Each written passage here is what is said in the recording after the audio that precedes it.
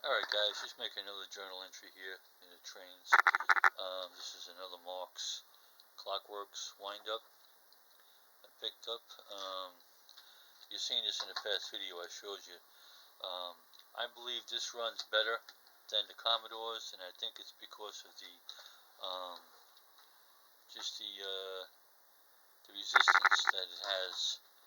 The shape of the Commodore is more for lack of another word, aerodynamic, and picks up a lot more speed. This one seems to maintain the speed a little better. It's got resistance with the shape.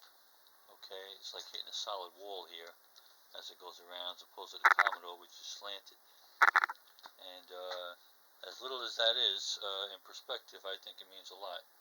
So I'm going to wind this up. I got an oval set up here. Alright, last time I did the Commodore, we did a little circle.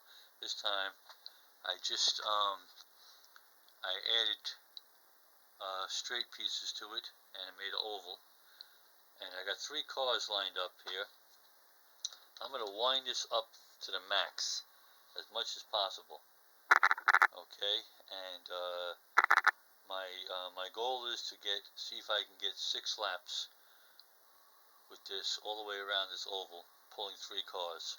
If I can get 6 laps out of this thing with one wind, I'd say that's pretty darn good. This is 1950s, very good condition, super high gloss coat paint, really nice.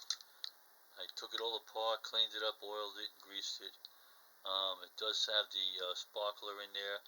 I have to get some flints to put them in there and demonstrate that at a later time. But now let's hook it up, wind it up, and hook it up, and see how we do.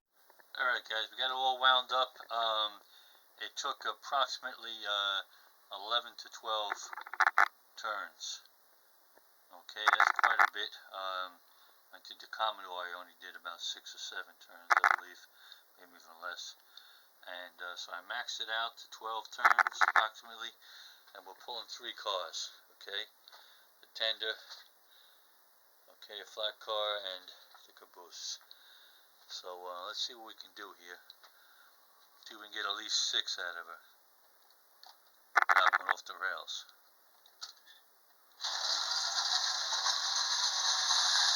One, 2, 3,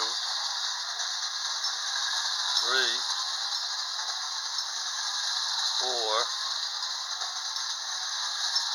5, 6, 7. Oh man, she's almost trying for 8. You know, this table is not level at all. It's uphill on that side. I'm going to pound on the table. Watch this. I thought I would shake it and make it go, but it couldn't. Give it a little push, and she'll make 8. Definitely would have made 8. Table's definitely not level. There's a downside here. I also shimmed the turns a little bit. I shimmed them to bank the track in. It's another little thing I tried, been experimenting with. So pretty happy with that. Now when I lift this up, you're going to see it has more power.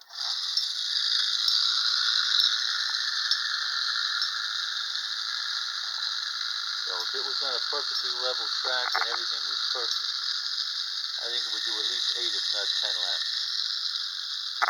Depending on how many cars I was pulling in, how clean the wheels are and all. So pleased with that. I'd say this Loco definitely, absolutely does a better job than the Commodore. And I think it's because of the weight. Commodore is definitely a heavier train. You can feel it in your hands, and again, the aerodynamics of it. Might sound like a silly thing because it's a small item, but aerodynamics, you know, definitely slows everything down. So anyway, that's the deal, guys. Just a quick little update, a little journal entry for this 1950s steam locomotive clock wind-up by MARX. Book 'em, Daniel.